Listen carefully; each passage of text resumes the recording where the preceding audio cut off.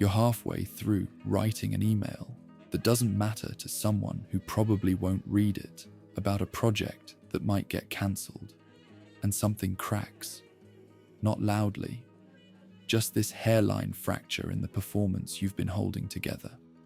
And for maybe 3 seconds, you see it clearly. You just traded another hour of your actual life, the only life you get, for numbers in a system you don't fully understand, doing work that would leave no hole if it disappeared tomorrow. Then the moment passes. You finish the email. You move to the next task. The crack seals over. But it happened. You felt it. That split second where the whole thing looked absurd. Maybe you've been feeling it more often lately. This low hum of wrongness that doesn't have a name in polite conversation. You're doing everything right on paper. You show up. You produce. You participate in the economy like a responsible adult. But underneath all that, underneath the performance of normalcy, something feels fundamentally off. Like you're living inside a game where everyone knows the rules, except nobody remembers why we're playing. Look at your bank account. Those numbers represent your life, apparently.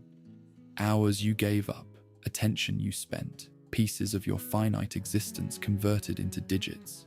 And those digits let you continue existing next month. That's the deal. Time for numbers, numbers for time. Round and round until you run out of time altogether. When you actually stop and think about it, really think about it, the whole arrangement starts to feel like some kind of collective trance. But we don't stop and think about it. We're trained not to. Questioning money is like questioning gravity. You sound insane or naive or both. Money is just how things work. It's natural. It's inevitable. Everyone operates this way, so it must make sense, right? Sarah felt the crack at 2:47 on a Tuesday afternoon. She was in her 7th year as a compliance analyst, a job that mostly involved transferring information from one database to another, while making sure the formatting matched corporate standards. The pay was decent, the benefits were good, her parents were proud. But that Tuesday, staring at her screen, she realized she couldn't remember a single thing she'd accomplished that week. Not because she hadn't been working, she'd been extremely busy. But busy doing what? When she tried to articulate what her work actually produced, what would be different in the world because she'd spent 40 hours doing it, she came up empty. The work existed to justify her employment. Her employment existed to do the work. It was a closed loop, generating nothing except her paycheck and her exhaustion. She looked around the office. Dozens of people at identical desks, all performing similar rituals of busyness. Were they feeling this too? Or was she the only one? She went back to her database, the crack sealed. But she couldn't quite forget what she'd seen through it. This feeling you have, this nausea, this sense of unreality, it's not a personal failing. It's not depression, though it can certainly trigger depression. It's not laziness, though the system will try to convince you it is. It's something else entirely. It's the experience of living in a world where the fundamental organizing principles, the things we're told are natural and inevitable and just the way things are, turn out to be neither natural nor inevitable. The exhaustion you feel isn't just physical. It's not just the long hours or the bad sleep or the commute that steals time from both ends of your day. It lives deeper, in your chest, in your throat, in the gap between who you are and who you have to pretend to be for 8 hours a day. It's the fatigue that comes from maintaining a performance you no longer believe in.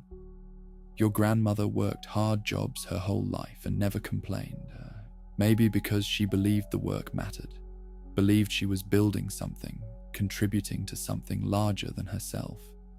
But what happens when that belief crumbles? When you're still doing the work, still showing up, still performing, but the meaning has leaked out. The strange thing is you're not alone in this feeling, not even close. Millions of people right now, this very moment, are sitting in offices and coffee shops and kitchen tables, feeling the exact same thing.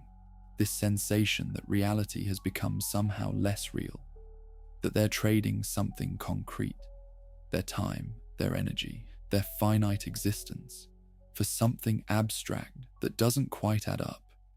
It's like waking up mid-performance in a play you don't remember auditioning for. You know your lines, you hit your marks, but you have no idea what the play is about or why anyone is watching. And the truly unsettling part is the realization that almost everything holding up your daily existence might be more fragile than you thought. The money you're working for doesn't actually exist in any solid sense. The work you're doing doesn't seem to connect to anything real. Your job title means something socially. Your paycheck usually clears. Your colleagues exist. But the deeper meaning, the sense that what you're doing matters in some fundamental way, that's the part that keeps slipping through your fingers. This is not a new feeling. Humans have always grappled with questions of meaning and purpose, but something about this particular flavor of disorientation feels distinctly modern. Your ancestors worked and saw results. They planted seeds, food grew. They built a chair, someone sat in it. The connection between effort and outcome was tangible, immediate, visible. Now you spend 8 hours moving information from one digital folder to another. You attend meetings about meetings. You perform productivity for an audience that's also performing productivity. And at the end of the day, you can't quite point to anything solid and say, I made that. That exists because of me. Maybe you've tried to solve this feeling.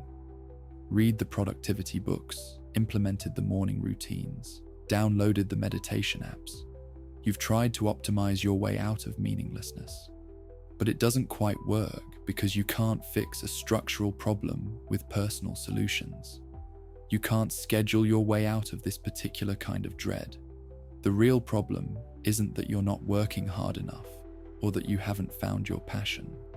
The real problem is that you're starting to suspect the entire framework might be built on foundations that aren't just unstable, but actually absent. That we're all collectively pretending, and the moment you stop pretending, you can't unsee what you've seen. This feeling you have, this crack in the performance, it's not wrong. It's not a bug in your psychology. It's recognition. You're beginning to see something that's always been there, but that everyone has agreed not to mention. You're waking up inside the dream. And once you wake up, even partially, even just enough to see the edges, the question becomes unavoidable. What now? Do you go back to sleep? Pretend you didn't see what you saw? Or do you follow the thread, understand why everything feels hollow, and figure out what, if anything, can be done about it? There's no neutral ground here. You're already standing on unstable foundations.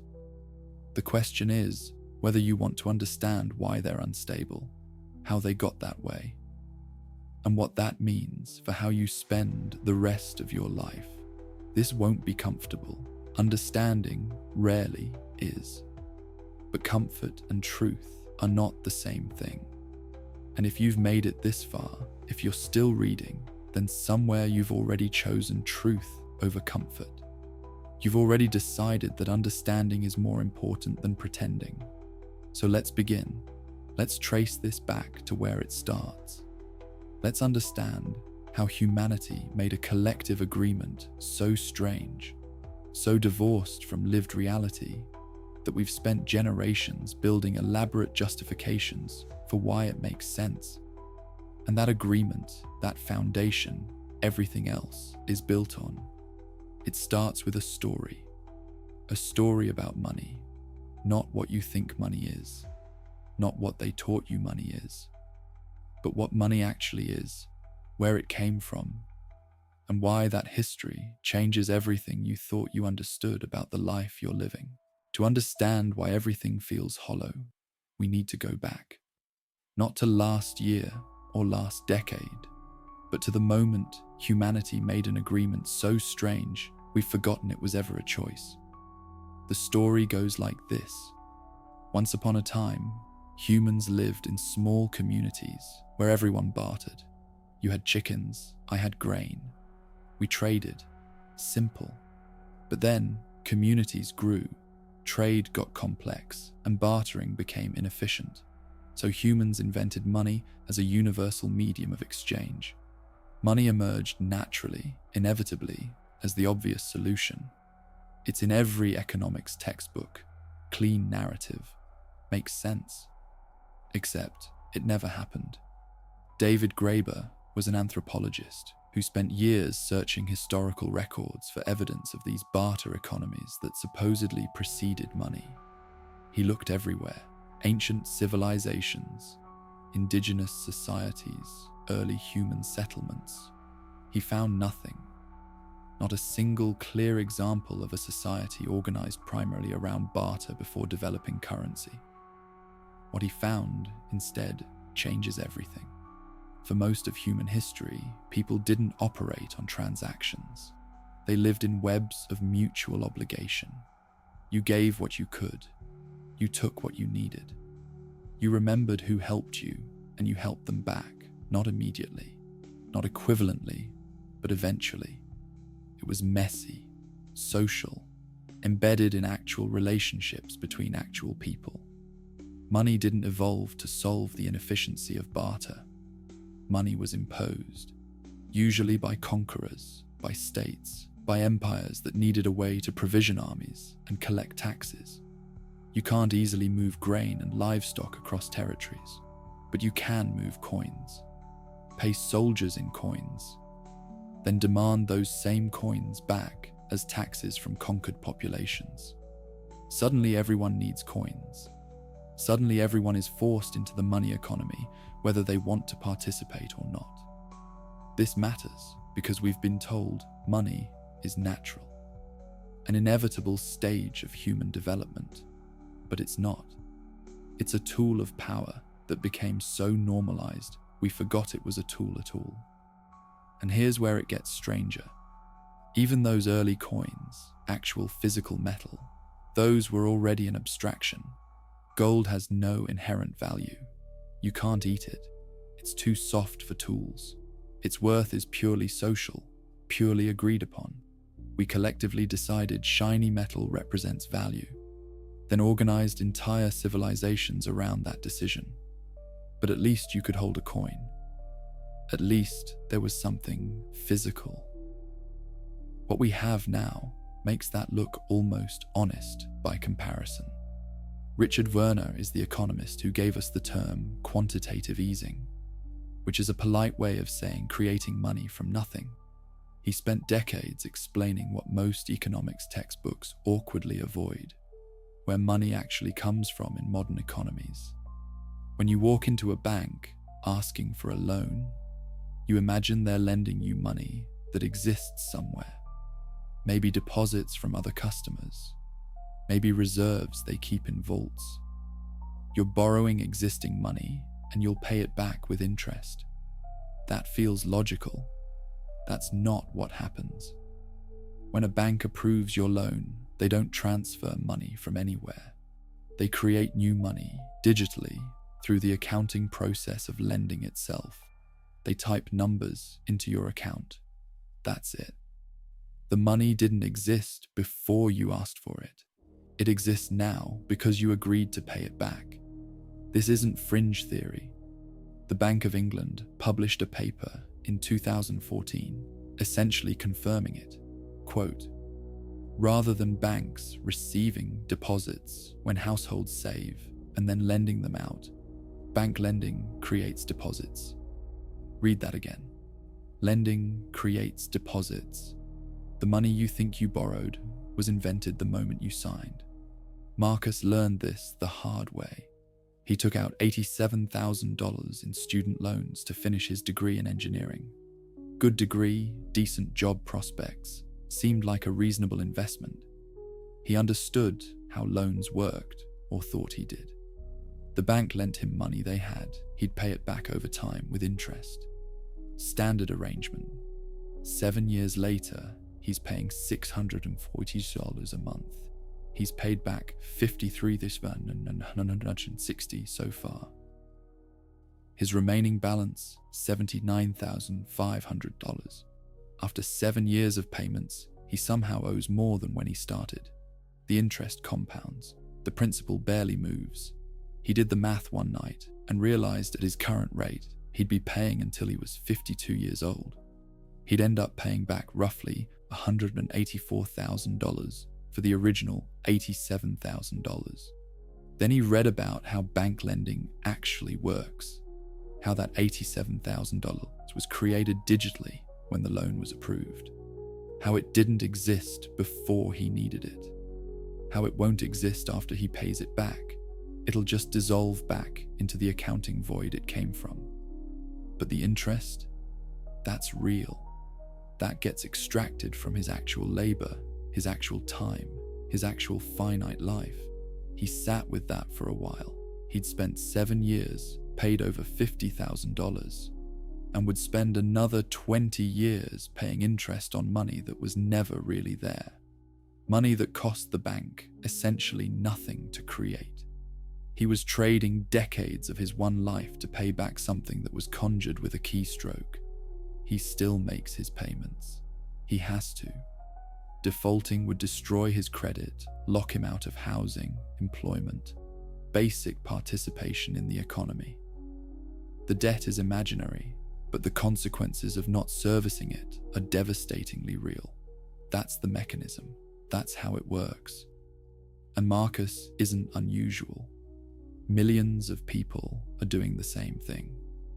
Mortgages, car loans, credit cards, student debt, all of it created through lending, all of it requiring decades of real labor to pay back money that was never real to begin with, plus interest that definitely is real, extracted continuously, perpetually, from as many people as can be kept in the system. The word mortgage comes from Old French. Mort means death. Gage means pledge. Death pledge. You're making a promise that binds you until death, or at least until you're much closer to it. The etymology is right there in the word. We just stopped hearing it. This is the foundation everything else is built on. Money as debt. Money as obligation. Money as a claim on future labor. It's not a neutral medium of exchange that evolved to make trade easier. It's a mechanism of extraction dressed up as convenience, backed by enough legal and social force that refusing to participate means exile from the basic infrastructure of survival. Money doesn't represent value. It represents power's ability to make you believe in something that benefits power. And the belief is maintained not through voluntary agreement, but through making non-belief too expensive to afford.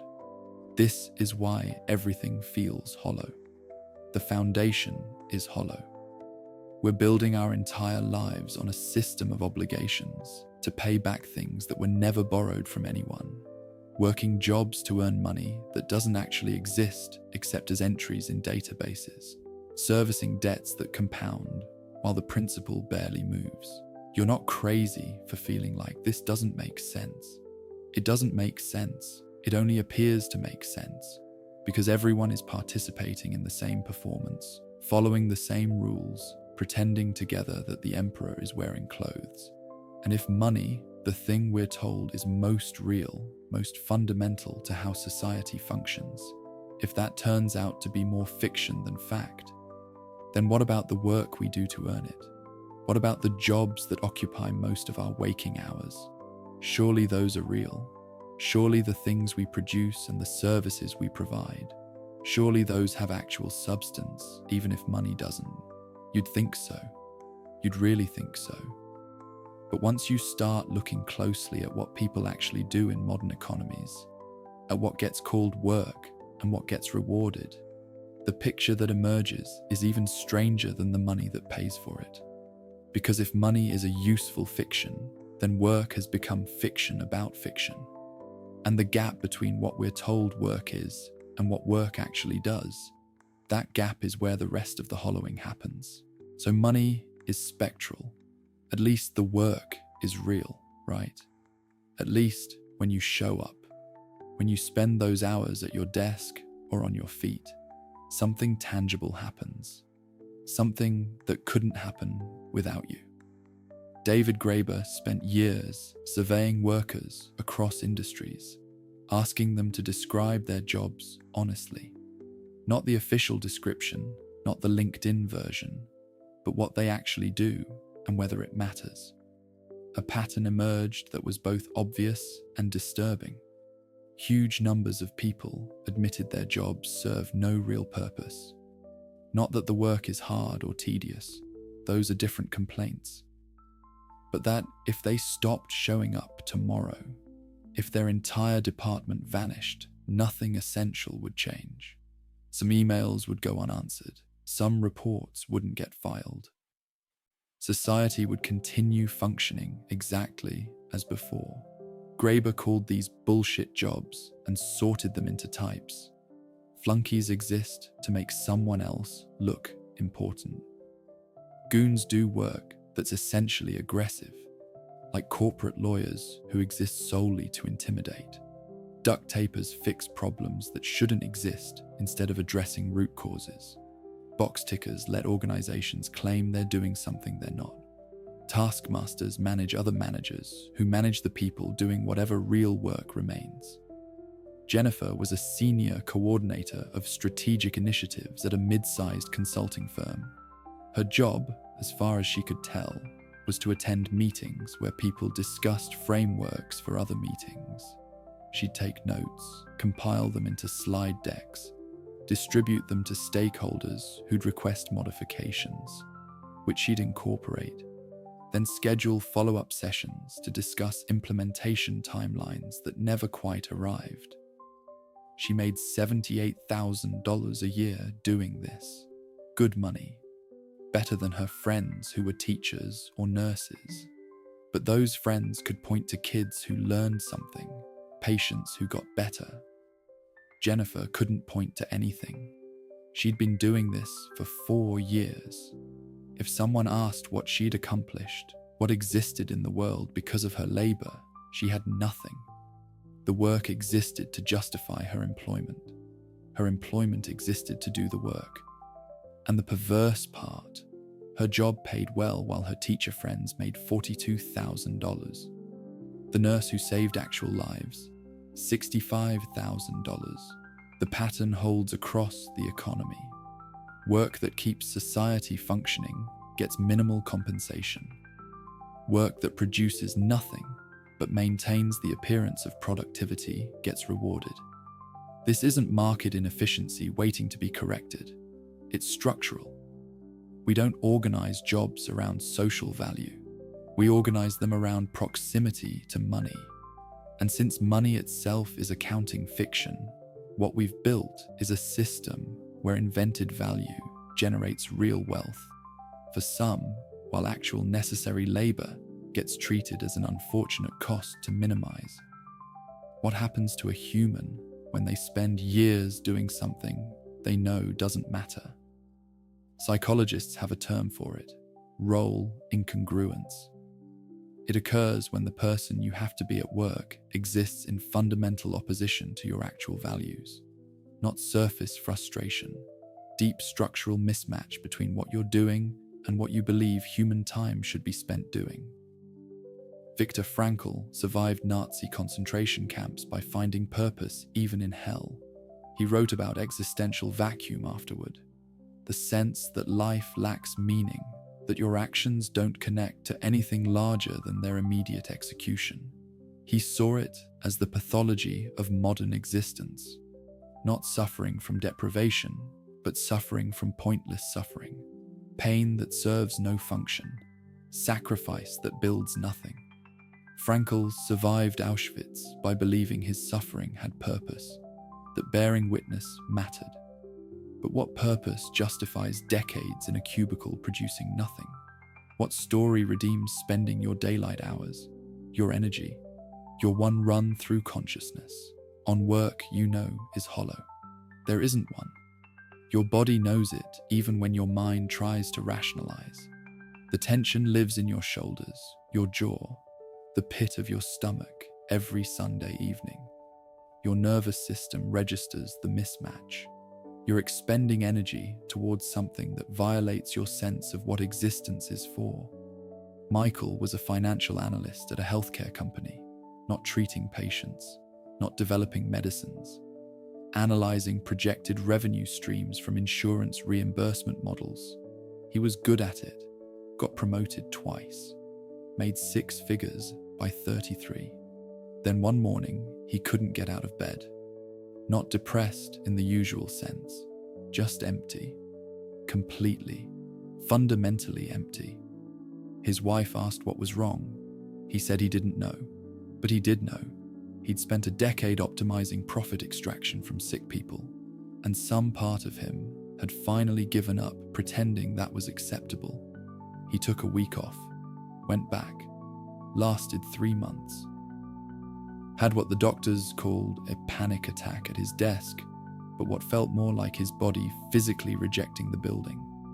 He's working at a hardware store now, makes a third of what he used to. His retirement savings took a massive hit, but he can sleep. He can look at himself. The trade felt necessary. This isn't burnout in the conventional sense. Burnout implies you're burning fuel towards something worthwhile, but at unsustainable rates. This is different. It's what happens when you're still expending energy, but the purpose has evaporated. You're burning with no light. Just heat and smoke, and the slow consumption of something you'll never recover. Why does this exist? Why create millions of jobs that produce nothing? Not accident, not inefficiency, control. A population with free time is dangerous. Free time to think, to read, to organize, to imagine alternatives. Every liberation movement in history required people having enough breathing room to see their constraints and coordinate resistance. The civil rights movement, labor organizing, feminist waves, all needed people who weren't spending every waking hour just surviving. So what does a sophisticated system of power do? It doesn't put you in visible chains.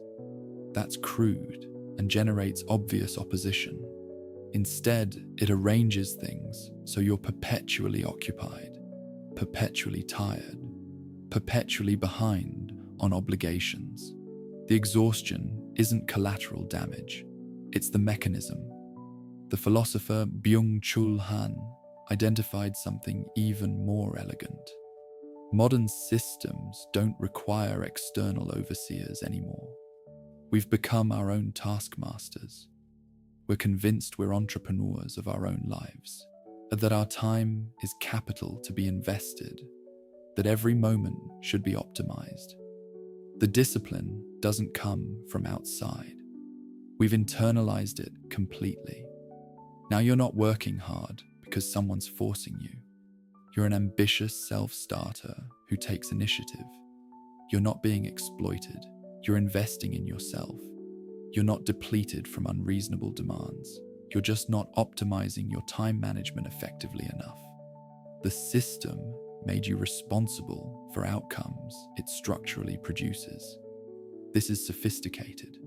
The perfect prison is the one where inmates think they're free, where they believe they chose their confinement, where the guard is yourself diligently maintaining your own captivity. Jennifer still does her strategic coordination.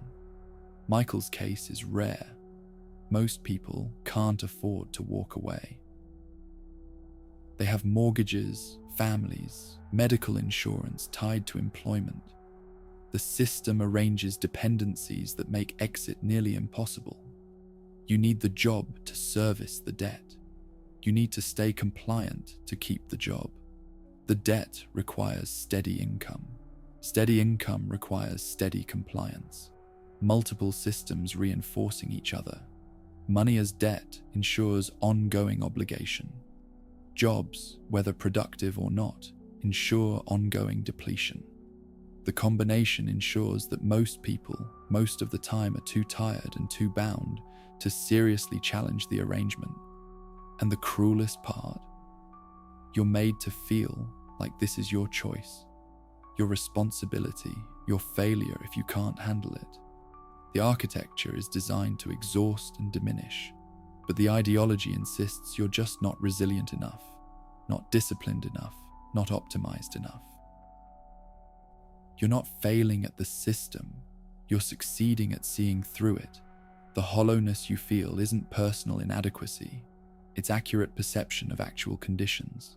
Your exhaustion isn't weakness, it's the predictable result of spending your finite life doing infinite nothing while pretending it's something. And recognizing that, seeing it clearly, doesn't make the weight lighter. You still have to show up tomorrow, still have to perform, still have to participate. But something shifts when you understand what's actually happening. The damage doesn't stop, but its source becomes visible. And visible mechanisms can be understood. Understood mechanisms can be resisted, however modestly, however imperfectly. The question becomes not what's wrong with me, but what do I do with this knowledge? Not how to fix yourself to fit the system better, but how to exist in a system you now see clearly while maintaining some fragment of yourself that remains uncolonized by its logic. And that question, small as it seems, opens something. Not escape, not salvation, but possibility. So here we are. The architecture is visible now. Money as obligation conjured from accounting. Labor as occupied emptiness. Selves fragmenting under the weight of performing roles we know are hollow. An entire civilization built on foundations that turn out to be absence dressed as substance. This is what we might call the architecture of the void. Not buildings constructed of stone and steel, but systems constructed of collective agreement to pretend. And the pretending works because everyone participates, because the consequences of refusing are severe enough that refusal looks like madness or suicide. You see it clearly now, but seeing doesn't free you. Tomorrow, you still wake up, still have obligations that don't care about your revelation, still need to eat, need shelter, need the basic infrastructure of survival that's been made contingent on participation. Knowledge isn't liberation. Sometimes it's just heavier chains, because now you're carrying both the weight and the awareness of what the weight actually is. So the question becomes something different than escape. The question becomes, how do you exist inside something you now understand is designed to consume you? How do you participate without being entirely colonized by the logic of what you're participating in? How do you maintain some fragment of yourself that remains unextracted, some core that can't be monetized or optimized or transformed into productive output? There's a story by Herman Melville about a scrivener named Bartleby, a copyist. His job is mechanical, repetitive. One day, when asked to perform a task, Bartleby responds with a phrase that becomes his only refrain. I would prefer not to. Not defiant, not angry. Just a simple statement of preference against participation. His employers don't know what to do with this. They could fire him, but he's not refusing exactly. He's just preferring not to. He continues to show up, continues to occupy space, but he's withdrawn his cooperation in ways that can't be easily punished because they're so minimal, so polite, so fundamentally non-aggressive. Bartleby's resistance isn't revolutionary. He doesn't overthrow anything. He doesn't liberate anyone. Eventually, the story ends tragically. But what he demonstrates is the possibility of a particular kind of refusal. Not exit, which isn't available to most people. Not confrontation, which the system is designed to crush. but withdrawal of enthusiasm. Withdrawal of genuine investment. Withdrawal of the internal allegiance that makes the machinery function smoothly. You can't Bartleby your way out of capitalism. You still need income. But you can find the edges where you can prefer not to. The late-night email asking for something by morning can wait until business hours. The meeting that could be avoided can be avoided. The social performance that drains more than it nourishes can be quietly declined. These aren't solutions. They're minor frictions, tiny refusals that don't save you but might preserve something while you're trapped. The philosopher who understood this most clearly might be Diogenes, living in a barrel in ancient Athens, refusing to perform the social rituals that gave him no benefit. When Alexander the Great, the most powerful man in the world, came to offer him anything he wanted, Diogenes asked only that Alexander step aside and stop blocking his sunlight. The point wasn't that living in a barrel is the answer. The point is the refusal to let the powerful define what constitutes a good life. But even that feels too pure for our moment. Diogenes could live in a barrel. You have rent, children maybe, medical insurance tied to employment. The system has gotten more sophisticated since ancient Athens. It's arranged dependencies that make exit nearly impossible. So you're not looking for purity. You're looking for ways to maintain awareness while maintaining participation. Ways to protect small territories of your existence from total colonization. Guard your time like it's the only thing that actually belongs to you, because it is. Every hour you give away is permanent. The money you traded it for might evaporate. The work it produced might be forgotten, but the time is gone forever. Most of us treat time as infinite when we know intellectually it's not. We let employers claim it freely, let obligations accumulate without resistance, act as if there will always be more when there won't. What would change if you treated your remaining hours with the same fierce protection rich people give their wealth, not becoming miserly with relationships or experiences, but becoming intentional about where your attention goes and why, creating margins in your calendar that aren't pre-filled, leaving space that feels wasteful by productivity metrics, but is actually the only space where you exist as something other than a function. Go outside, walk without destination. Spend time in spaces that operate on timescales longer than quarterly earnings. Trees don't perform being trees. Rivers don't optimize their flow. Weather doesn't justify its existence. Being in proximity to things that simply are, without purpose or production or performance, does something to your nervous system that can't be replicated by apps designed to help you be more mindful so you can be more productive. Find activities that exist outside the economy, things you do purely for their own sake, without documentation or sharing or personal branding. Paint without posting, write without publishing, make music nobody hears. Let experiences complete themselves in private.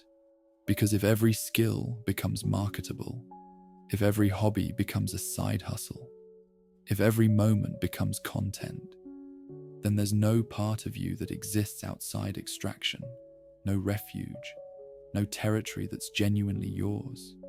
Seek out spaces where people help each other, because humans help each other, not because there's a transaction processing system making it efficient.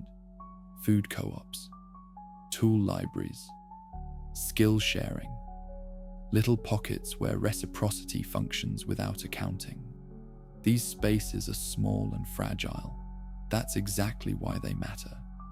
They demonstrate that other arrangements are possible, that trust can scale, that humans can organize around mutual aid rather than mutual extraction, and find the others who see.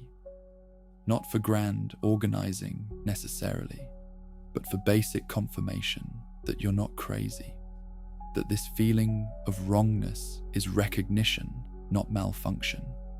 The system works by isolation, by convincing everyone their experience is unique. Their struggle is personal failure. Breaking that isolation, even in small ways, even with just a few people, creates possibilities that don't exist in solitude. But here's the hard part. The part that makes all of this feel insufficient, even while you're doing it. Individual action, however dignified, however necessary for maintaining your sanity, cannot address structural problems. You can refuse overtime, protect your evenings, opt out of performances. But the architecture remains. The absence is still institutionalized. The extraction continues at scale. The small territories you protect, the fragments you preserve, these aren't solutions, they're dignities. Ways of existing inside the arrangement without being entirely consumed by it. And there's value in that. Real value. But it doesn't change the fundamental conditions. It doesn't liberate you or anyone else. It just creates enough breathing room that you might survive the thing you can't escape. This is the frustration. You see clearly now. You understand the mechanisms. You know what you're looking at. And the knowing does almost nothing to change your position. You're still bound by obligations you didn't choose, still participating in arrangements that damage you, still trading your finite life for infinite nothing, dressed as something. The only thing that's different is you're awake inside it. You're not sleepwalking anymore. You're not performing the role believing it's your authentic self. You're conscious of the performance while performing it. And that consciousness, that refusal to let the fiction become total, that's not freedom. But it's not nothing either. It's the difference between being imprisoned and knowing you're imprisoned. Between participating blindly and participating with eyes open. Between being colonized completely and maintaining some territory, however small, that remains ungoverned by the logic of extraction. And maybe that's all that's available. Maybe in a world built on absence, in systems designed to consume consciousness itself, maintaining awareness while trapped is the only resistance that's actually possible for most people most of the time. Not heroic, not sufficient, not even satisfying, but real. The question that remains is whether that's enough, whether consciousness without liberation, awareness without transformation, refusal without escape, whether those constitute anything meaningful or whether they're just more sophisticated forms of the same captivity. And that question, uncomfortable as it is, opens towards something harder, something about what it means to live with full awareness inside conditions you cannot change, something about dignity in the face of absurdity, something about choosing to push the boulder even though you know it will roll back down, something about Sisyphus. Can we change this? Can systems built on collective pretending actually be dismantled, reimagined, replaced with something less predatory? Honest answer, nobody knows. Anyone claiming certainty in either direction is selling something. What we do know is that arrangements appearing permanent have collapsed before. The divine right of kings seemed natural until it didn't. Slavery seemed economically necessary until it wasn't. The Soviet Union felt eternal until it evaporated almost overnight. Not because anyone had a perfect blueprint, but because enough people simultaneously stopped believing in the performance, stopped maintaining the collective fiction through their daily compliance, and structures held together only by mass agreement came apart faster than anyone predicted. Money only works because we agree it works. The entire edifice runs on collective belief enforced by power, and collective belief is fragile. It requires constant reinforcement, constant messaging, constant pressure to maintain the official story. When enough people begin telling different stories, when enough cracks spread simultaneously, when the performance breaks in too many places at once, Possibility emerges that wasn't visible from inside the consensus.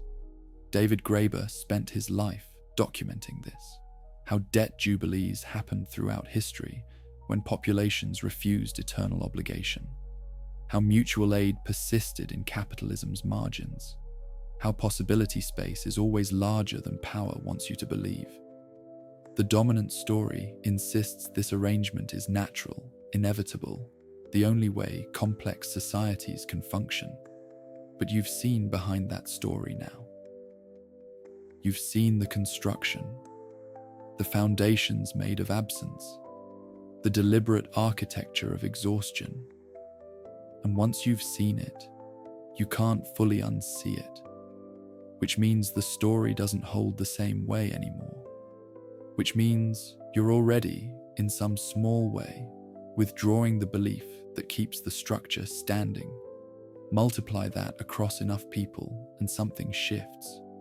Not revolution necessarily, not utopia certainly, but movement, cracks spreading, alternative arrangements gaining traction, not because they're perfectly articulated, but because the official story has lost credibility against lived experience. This doesn't mean change is easy or guaranteed. The current arrangement has enormous inertia. Those benefiting have enormous resources to defend it. Most people, most of the time, are too depleted and too fragmented to organize effective resistance. All true, but it's also true that no system is as stable as it looks from inside it. That what seems inevitable often turns out to be contingent. That possibility exists even when invisible. So here's where we are. You're trapped in arrangements you didn't choose and can't individually escape. You've seen that foundations are absent, work is often hollow, and the psychological cost is severe. You've learned some modest ways to resist and reclaim fragments, and you're facing the reality that individual action alone cannot address structural problems, while collective action seems impossibly difficult, given how well the arrangement contains and exhausts everyone. This is the tension, and there's no resolving it cleanly. No synthesis that makes the contradiction comfortable. You have to live inside it. Participate in systems you know are predatory while looking for ways to undermine them. Work jobs that diminish you while preserving something essential inside the diminishment. Use money while understanding money is spectral. Perform while knowing its performance. Albert Camus wrote about Sisyphus, condemned by the gods to push a boulder up a mountain forever. Each time he nears the summit, the boulder rolls back down. He descends, starts again, pushes upward, watches it fall. Eternal repetition, meaningless task, pure absurdity. And Camus asks, is Sisyphus happy? His answer, yes. Not because the task becomes meaningful. The boulder never stays at the summit. The task never completes. The absurdity never resolves. But Sisyphus becomes conscious. He sees the absurdity clearly. He understands exactly what he's doing. And in that understanding, in that refusal to pretend the boulder has purpose just because he's pushing it, there's a kind of freedom. Not freedom from the task, freedom inside it. The freedom of consciousness itself. The freedom to see clearly and choose anyway. The freedom to push the boulder while laughing at the gods who thought condemning him to eternal labor would break his spirit. You're pushing the boulder. You know it's absurd. You know it will roll back down. You know tomorrow you'll push again. And knowing doesn't make you happy exactly, but it makes you something else. Awake. Present. Refusing to let the absurdity of the task define the dignity of your consciousness. This is what it means to live inside the architecture of absence, while refusing to let the absence colonize your awareness. You're still participating, still performing, still trading your finite hours for numbers in databases, still doing work that might not matter, still maintaining surface compliance with arrangements you see clearly. But you've withdrawn your internal allegiance. You're no longer trying to succeed at something you believe in. You're just moving through something you understand. The system needs you to believe, to take it seriously, to treat its metrics and hierarchies and values as if they're natural law, rather than constructed fiction. Your belief is what gives it power. Your seriousness is what makes it function. And the moment you stop believing, even while continuing to participate, something fundamental shifts. This is where laughter becomes resistance, not cynical laughter that destroys everything, including hope, but laughter at the absurdity, laughter at the nakedness everyone pretends not to see, laughter as refusal to give the arrangement the gravity it demands. The system functions best when you're deadly serious about its importance, when you're anxious about your performance in it, when you measure your worth by its metrics, when you believe your place in its hierarchy says something true about your value as a human being. But what if you just don't? What if you do the work but find it ridiculous?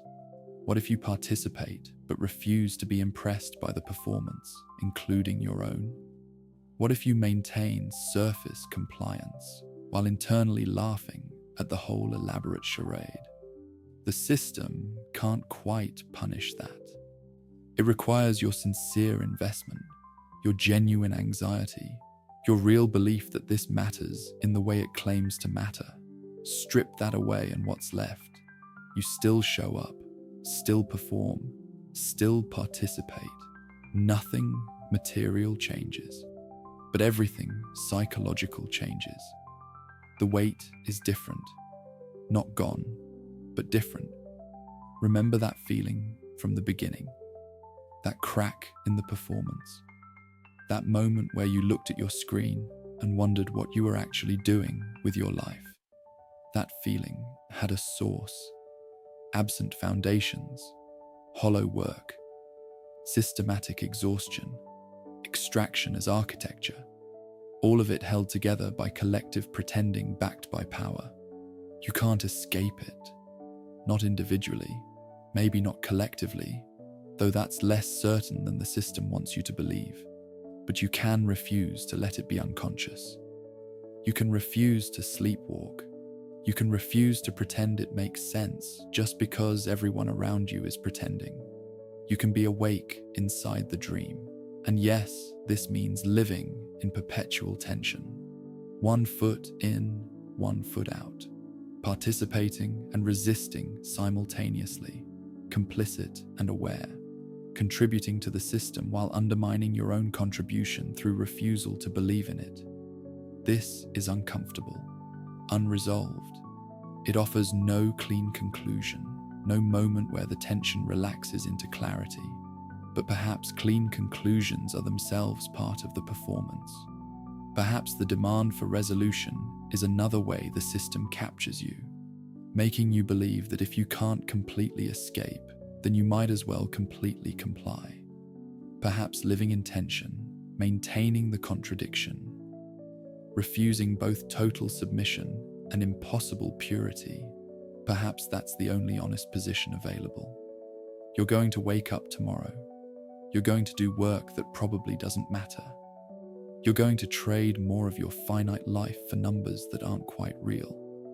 You're going to participate in arrangements you now recognize as predatory. Nothing said here changes that. The cage is still there. The bars are still solid, even though you can see them now. But you'll be awake inside it. You'll know what you're looking at. You'll understand why you feel how you feel. You'll recognize that your exhaustion isn't personal failure, but structural outcome. You'll preserve fragments. You'll refuse where you can. You'll maintain consciousness, even when consciousness is painful. You'll be, in some small but important way, ungoverned, even while governed. And maybe that's enough. Not to change everything, not to escape completely, but enough to maintain your humanity inside arrangements designed to treat you as extractable resource. Enough to keep alive the possibility that things could be different. Enough to plant seeds that might grow when conditions change. Enough to be something other than what the system needs you to be. The performance continues, but you're no longer just performing. You're watching yourself perform. You're participating and witnessing simultaneously. You're in it and outside it at once. Conscious ghost among unconscious ghosts. Awake in the dream. Pushing the boulder but knowing it's absurd. In a world built on absence, your consciousness is the most substantial thing you have. Not salvation, not escape, just awareness. Just the dignity of seeing clearly and choosing how to carry what you see. Just the small freedom of knowing you're performing rather than believing the performance is you. Just laughter in the face of absurdity. Just being awake. And maybe, on some days, that's sufficient reason to keep going, to keep pushing, to keep refusing to let the arrangement consume you entirely, to keep being awake, not because it guarantees anything, but because you're alive, because consciousness is its own justification, because being awake, even inside nightmare, is better than sleeping through it. The truth about money and work is that both are built on absence. But you don't have to be. You can be real inside the illusion, conscious inside the dream, awake while performing, human while functioning. And that contradiction, that tension, that paradox of participating while refusing, that's not weakness, that's dignity.